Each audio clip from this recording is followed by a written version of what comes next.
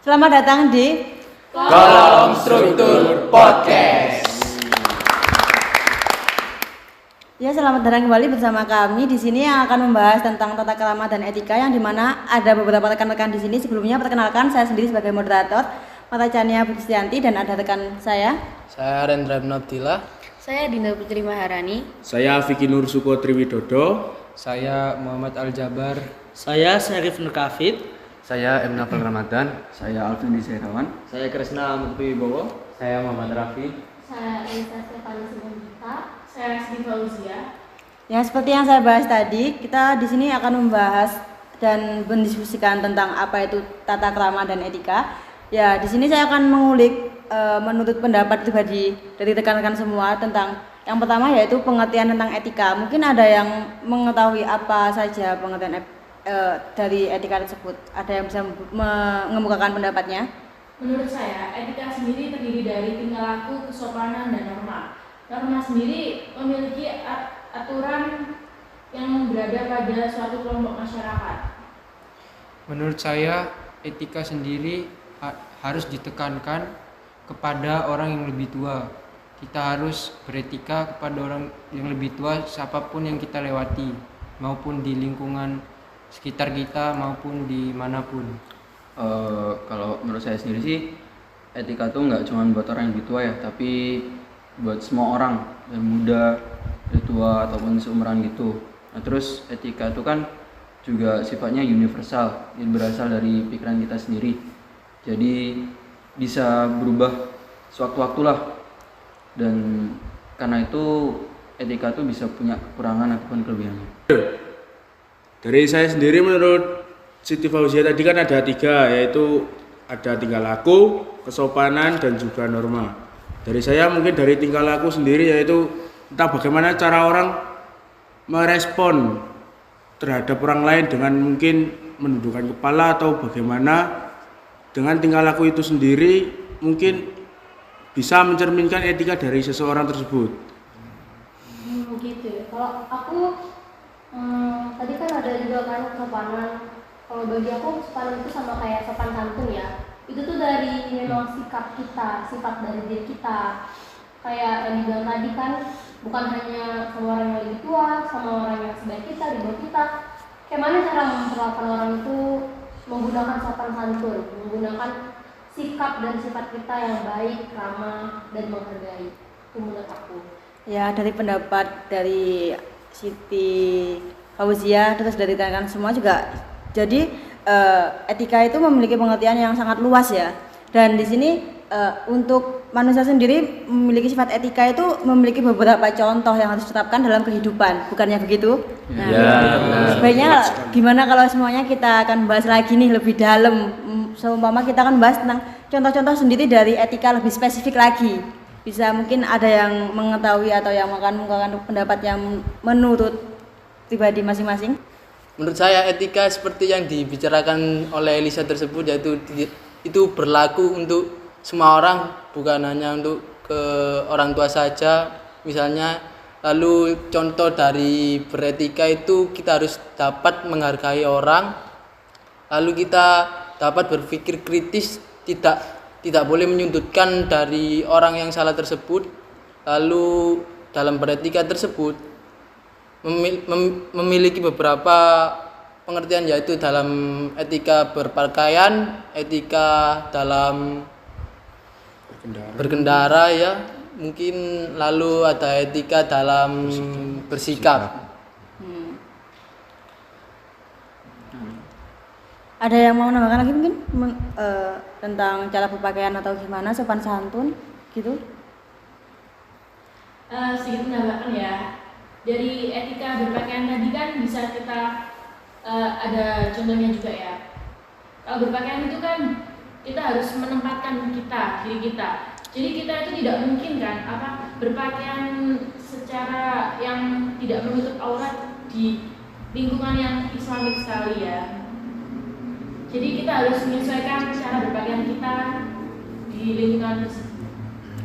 Jadi sangat luas ya untuk contoh-contoh dari beretika yang lebih spesifiknya, apalagi dari zaman sekarang kan banyak secara dari pemuda-pemuda atau teman masyarakat semua yang salah dalam berpakaian, bisa seperti itu.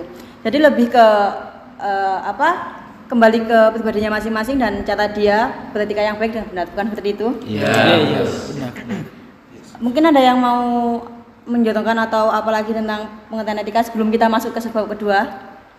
Menurut saya saya juga mau memberi contoh tentang beretika berkendara. Beretika berkendara itu kita seperti memakai helm saat berkendara kemanapun, walaupun itu dekat, kita harus tetap memakai helm karena keselamatan nomor 1. Ya, Siap. Boleh. Jangan lupa surat-suratnya. Oke, selanjutnya akan membahas yang sebab kedua nih. Tadi habis membahas tentang etika, sekarang tentang ke tata krama. Seperti yang tadi kita akan membahas dulu apa itu pengertian dari tata krama sendiri. Baik, saya akan menjelaskan tentang tata krama. Menurut saya itu tata krama itu tentang aturan-aturan yang tidak tertulis maupun tertulis maupun tidak tertulis dalam kehidupan masyarakat. Contohnya kayak ya dalam kehidupan masyarakat kita harus menghargai orang lain seperti itu. Yeah. Jadi tata krama itu penting ya, bisa kita jadikan sebagai pedoman hidup kita. Tata krama sendiri itu enggak mencakup skalanya enggak kecil. Jadi kita tata krama untuk segala usia, baik itu yang sudah tua maupun yang masih muda. Kita harus saling menghargai satu sama lain. Mungkin ada yang mau nambahin? Mungkin dari saya mungkin lanjut ya, dari fungsi dari tata krama tadi sendiri itu ya seperti peraturan-peraturan di kehidupan kita, seperti biasanya untuk mengatur jalannya kehidupan kita bersosialisasi dengan orang lain. Seperti tata krama tadi kan mengatur kita saat seperti kita sedang berhubungan dengan orang lain seperti apa, lalu ya itu kan semua ada tata kramanya, ada peraturan lah, kurang lebih seperti itu. Jadi guna tata krama tadi sendiri itu untuk yaitu mengatur jalannya kehidupan sosial kita bersama orang lain, mungkin seperti itu. Jadi tata krama sendiri itu lebih menyudut ke tingkah laku juga kan, seperti seperti etika tadi. Yang disebutkan oleh Mas Krisna tadi ada memiliki peraturan sendiri. Nah, dari tadi itu kita sudah sedikit menyinggung nih tentang contoh-contoh dari tata krama. Nah, lebih memperluas lagi. Mungkin ada dari para penonton nanti yang mungkin agak bingung secara spesifiknya nih contoh-contoh dari tata krama. Mungkin bisa dibahas satu persatu lagi contoh-contoh dari tata krama. Mungkin ada yang mempunyai salah satu contoh dalam kehidupan bermasyarakat yang bisa disebutkan satu persatu secara spesifik lagi. Menurut saya contoh tata krama itu bisa seperti kata minta tolong, terima kasih, ataupun minta tolong, terima kasih, dan juga minta maaf. 3 kata itu menurut saya penting di kehidupan sehari-hari, dan juga 3 kata itu harus diajarkan mulai dini juga. Apabila kita mau meminta sesuatu, kita harus mengucapkan tolong atau minta tolong, baik itu di kalangan seumuran ataupun yang lebih tua. Di situ kalau kita udah menerima sesuatu ataupun udah meminta sesuatu, kita juga harus mengucapkan terima kasih kepada orang tersebut. Lalu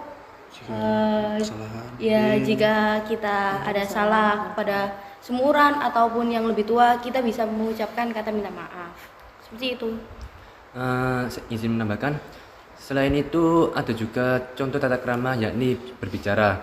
Karena ketika kita berbicara, orang bisa menilai kita dengan cara berbicara kita. Kita harus berbicara menggunakan bahasa yang sopan, tidak ada unsur sara, dan menggunakan 3M tadi, meminta, minta tolong, makasih, dan maaf. Iya, jadi banyak juga ya contohnya, tapi dari kalangan sekarang tuh kayak jarang gitu ada yang mengucapkan kata terima kasih, tolong, dan maaf. Jadi kayak minimnya tata krama di lingkungan yang saat ini. Dan mungkin lebih ditegakkan lagi ke depannya. Ya mungkin ada yang memiliki contoh lagi yang bisa memberikan nanti gambaran buat para penonton yang melihat ini untuk lebih menetapkan, lebih menanamkan lagi tata krama yang lebih dalam. Ada yang mau menambahkan mungkin? Mungkin ya, mungkin itu kayak apa ya, kita harus nerapin 5S kayak senyum, salam, sapa, sopan, dan santun. Itu kita harus terapin. Jadi nggak apa ya, nggak asal bicara aja, cuma bicaranya kayak sopan banget, harus tahu tata krama. Tapi kita juga harus diiringin dengan senyum dan salam terlebih dahulu. Oke, itu aja sih. Lebih penerapan 5S ya. Iya. Jadi kak seumpamanya kurangnya kata terima kasih, maaf sama tadi ya harus menempatkan lagi 5S-nya tersebut. Ada yang menambahkan lagi mungkin dari contoh-contoh tata krama?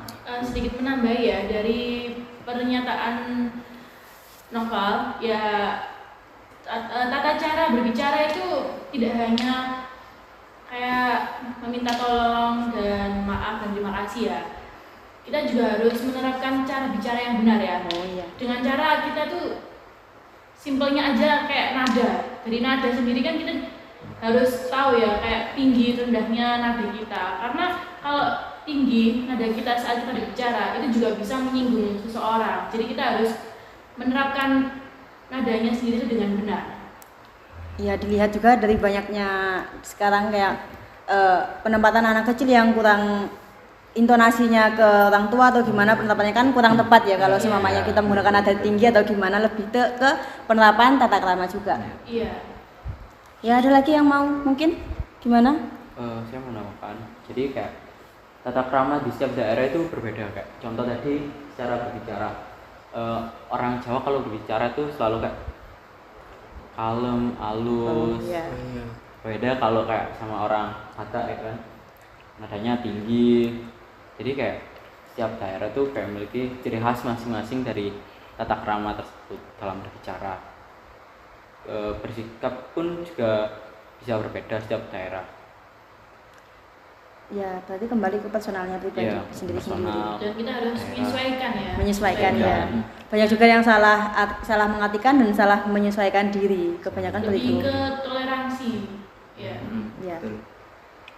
Tata krama toleransi ya masih nyambung. Ya. Tetanggaan. Ada yang mau menambahkan mungkin dari ada yang pendapatnya masih dari tadi belum diungkapkan atau gimana, bisa nih kita diskusi bareng-bareng atau yang mau diungkapkan gimana? Iya sih, kayak yang kata Raffi tadi kan aku perantau nih kan. Kebetulan suku aku Batak. Kalau orang Batak kan terkenal emang nadanya tinggi-tinggi.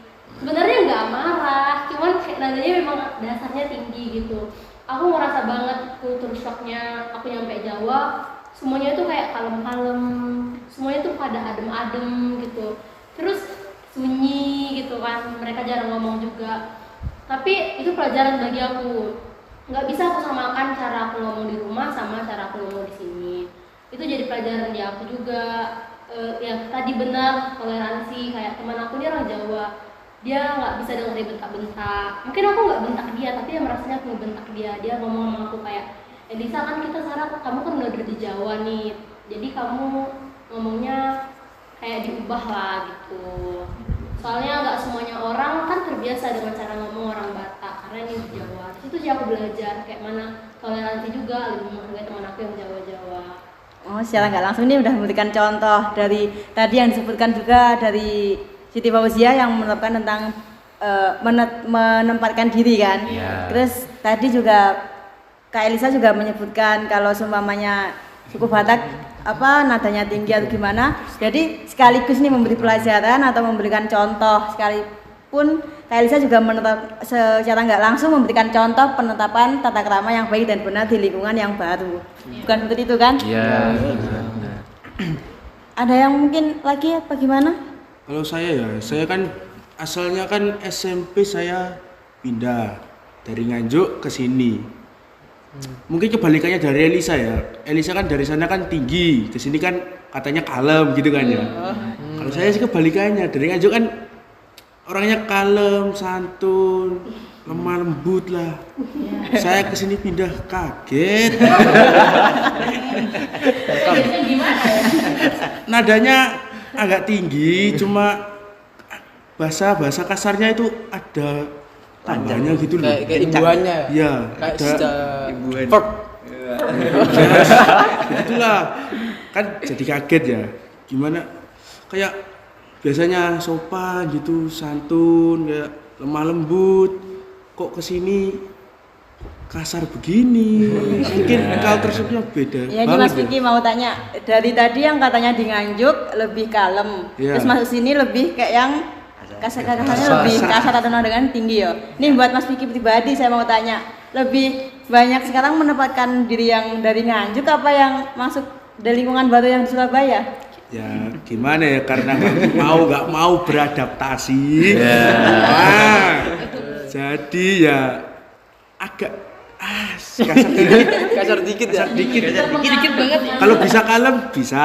Kalau diajak kasar bisa. Jadi lebih ke menempatkan diri lagi. Iya. Tapi tetap harus menerapkan tata krama sama etika. Tepat sekali. Ada yang mungkin akan mencurahkan gimana pengalaman pribadinya mungkin dari cara kalian melakukan tata krama sendiri atau dari gimana? Dari kalian pribadi nih yang mungkin udah menerapkan tata krama, mungkin ada yang bisa menyebutkan bagaimana? Dari Kak Elisa sama Kak Vicky tadi kan udah. Saran ya. Oh ya. Dari buat Mas Vicky tadi ya, kan nyalanya shock ya, dia dari Nganjuk ke sini makin kasar omongannya ya. Pinter-pinter pilih lingkungan aja ya. Iya sih. Siap. Terus kamu harusnya tahu kan, bisa membedakan yang mana yang baik dan mana yang salah. Jadi kalau memang itu salah ya jangan dilakuin. Kembali ke personal pribadi. Iya. Tapi memang pengaruh yang lebih besar tuh lingkungan kebanyakan. Dan sekarang kan juga kebanyakan anak-anak kecil yang salah pergaulan atau salah gimana, salah sampai lupa ajaran dari orang tua yang di rumah yang menerapkan banget nih tentang apa tata krama dari pribadi. Mungkin bisa udah ditutup atau gimana, ada yang mungkin nambahkan lagi? Saya di sini hanya mau menambahkan contoh ya. Dari tadi kan kita ngebahas tentang bahasa dan cara berinteraksi dengan orang lain. Kita melupakan etika di meja makan. Saat kita makan, alangkah baiknya tidak ngecap dan menghabiskan makanan kita untuk menghormati yang memasak. Nah itu aja sih. Mungkin dari suara piring mungkin biasanya kan ada sendok dari piring gitu kan, tek lebih ke minor sih ya. Iya. Table manners. Tadi ini Mas Krisna kayaknya mau menambahkan atau gimana? Untuk yang di meja makan tadi ya, kalau di meja makan mungkin lebih baiknya itu seperti HP itu diminggirkan dulu ya, seperti yang sekarang modern kan apa-apa HP kan sekarang ya, kayak nggak bisa lepas. Jangan lupa dokumentasi terlebih dahulu sih biasanya. Kalau bisa mungkin sama keluarga, misalnya kita ini kan bareng-bareng sama keluarga, itu HP diminggirin dulu. Jadi mungkin ya kita ngobrol ya Mbak, sambil makan kan kita kayak itu waktu kita sama keluarga. Berkumpul ya, itu mungkin bisa ngobrol, mungkin ya habis mungkin ayahnya tadi dari pagi sampai sore baru pulang kan, jarang ketemu, akhirnya kan bisa ngobrol enak. Kalau misal kita sambil HP-an sama aja kan, kita kayak ya udah nggak, meskipun kumpul tapi rasanya jauh gitu kan rasanya. Ya mungkin itu aja sih. Ya dari mungkin cukup dari waktu juga mungkin dari tadi sudah berbincang sangat banyak. Saya akan menarik kesimpulan dari beberapa rekan tadi yang menyebutkan, dan etika sendiri itu memiliki arti yang sangat mendalam, dan itu lebih ke bagaimana kita memberikan pedoman dalam hidup kita masing-masing, gimana cara kita menyikapi dari tingkah laku kita pribadi, dan menarik banyak banget kesimpulan yang contoh seperti yang mulai dari tata cara berbicara, makan, berpakaian, terus tadi juga dari hal kecil pun yang makan kita sudah kebiasaan lebih fokus ke gadget atau gimana. Mungkin cukup sekian diskusi kita hari ini. Dan apabila ada salah kata dalam pembahasan kita kali ini, saya meminta maaf dan terima kasih yang sudah menonton. Terima kasih buat yang menonton dan sampai jumpa lagi. Wassalamualaikum warahmatullahi wabarakatuh. See you. Kayaknya ikut jadi ngomong wajar mungkin sih saya nggak sih?